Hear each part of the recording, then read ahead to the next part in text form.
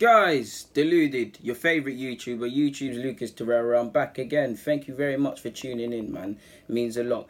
But, quick vid, I'm not going to be here long. I know Aaron Ramsey's contract is the one that's up for debate and the one that everybody's talking about. Will he, won't he, will he, won't he, and all of these things.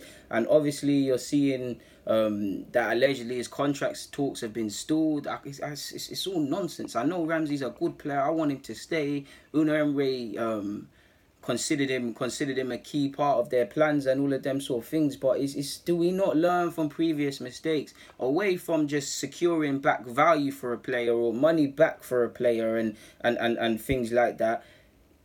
You need to just tie down players so you don't go through this nonsense again. Like, you cannot. It's a dangerous game based on what's already happened. To go into a new season with us needing to start a clean state and just focus on football and getting back in the top four and assessing why we're off the pace of the likes of Chelsea, because cool, they finished fifth but they won the league before that. City, obviously. Liverpool look like a shoo-in for the top four. Hopefully they don't. Liverpool fans, you lot give me a hard time. The same goes for Spurs.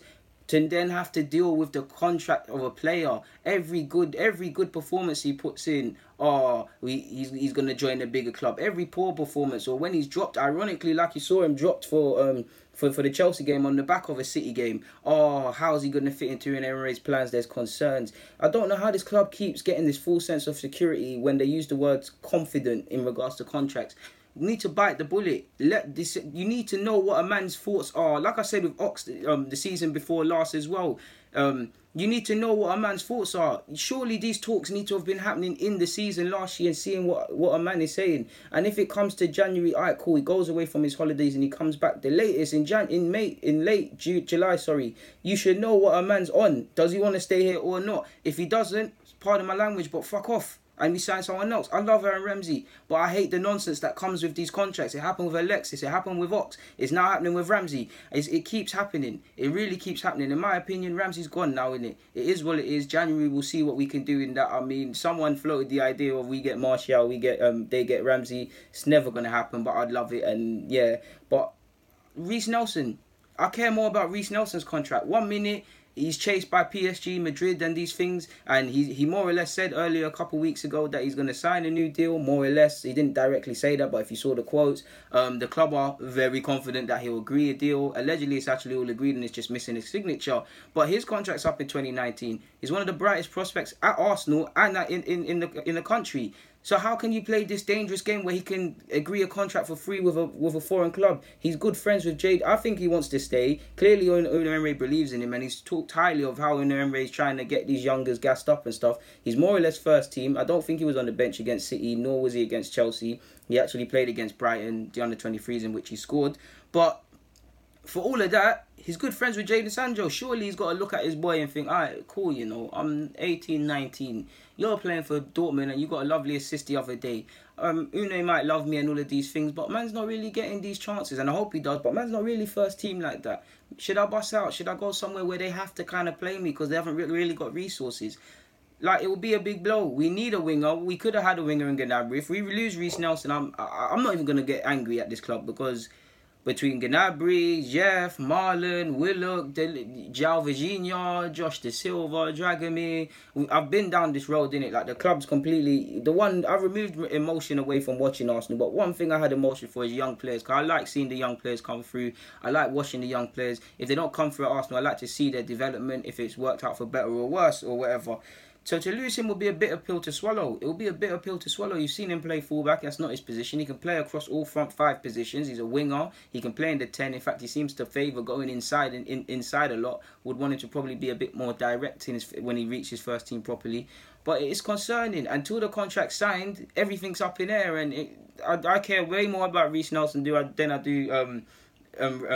what's his name? Aaron Ramsey. I've backed Aaron Ramsey. I love Aaron Ramsey as a footballer. I want him to stay. But do I think he should be allowed to hold the club to ransom? I'm not saying he's doing that, but do I believe it should have got to this thing? No, because Ramsey, in my opinion, he's a good player, but he's not a great player. He's not Alexis Sanchez to the point where you kind of begging my man to stay. It's not a thing where...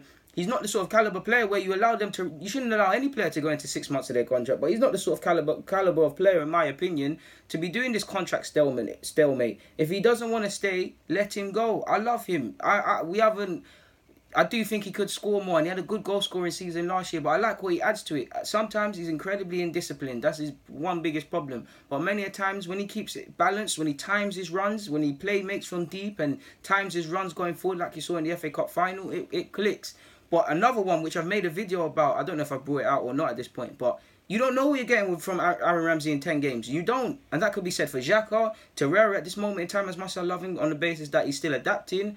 Guendouzi, who, to be fair, looks like he's going to put in consistent performances, but the same can be said for him, Mesut Ozil, Mkhitaryan, every defender at this club, from young to old, the damn keepers, the strikers, like nobody's, like, you get what I'm saying? I'm going way off with this vid several times now. I spent more time on Ramsey than I did Reiss Nelson, but where's this contract? It seems to have been whispered about. It would look like it was going to be done. It seems to have been whispered about. Now, I'm not in the know. Hopefully that it's agreed between Reiss Nelson's agents and the Arsenal representatives. Maybe they're waiting for something, or maybe they're waiting for him to turn a certain age so he can sign a longer period contract. I don't know, innit? But all I can do as a fan is comment on what I see at face value, and that's one of the best prospects at the club. With one of the best prospects at the club. We face the prospect of losing him for free. We'll probably, if we offer him a deal, get a decent compensation fee. But what is that? Like, what is that? I keep telling you guys, we're like farmers. We keep planting great mangoes and waiting till the mango tree gets big and stuff, and we keep letting people teeth it. We never get to enjoy the mangoes. Like, what is this? Or the guinea or whatever analogy you want to use. Sorry. I ain't got nothing more to say on that front, man. It's just, there's many things that annoy me with this football club, but the lax approach to contracts, even in first team, players that actually deserve extensions, handing out contracts to players that don't deserve it, handing out extensions to players that don't deserve it so you can't move them off it. There's a lot wrong. Youngsters, like, you need to be like, I keep saying this, you need to be like Chelsea. Regardless if you think these youngsters are going to make it or have some ability in the Championship, tie them down. Get top money for them. If they make it first team, great. Chelsea, they sitting on a gold mine. They've sold Bogger. When they sell Masonda, eventually Izzy Brown and Casey Palmer and who else is there? Masonda. These are all good prospects, so I really want to make it at Chelsea. But if they ever just said, all right, you know what, people, F it. If Chelsea just went, all right, people, F it, we don't really care for these youngsters, let's sell them. Yeah, they might all, when you look at them individually, they might be sold for a max 10, maybe a 5, and 7.5 and some weird fees like that. But when you consider that them man there got like 20, 30 players on loan, I'm exaggerating a bit, that adds up. You throw that into the transfer kitty, you slap a bit of change on top of that, and that could be the difference between getting a quality player that immediately improves your side or not. If we're not going to spend mad money and we claim to be self-financing and self-sustaining, do the right things to make you self-sustaining, because it's not so self-sustaining in my opinion. It's just austerity measures in this club. Like, this is not to compare it to countries, but we'd be like Greece a couple of years ago if we was a football club, or Venezuela with this hyperinflation thing right now. I've got nothing more to say, man. Guys, deluded, get in the comments, subscribe, and do the rest. I'm out, man. Thank you very much for tuning in and watching. It means the world, because you don't have to. I'm out. Like the thing, do the rest.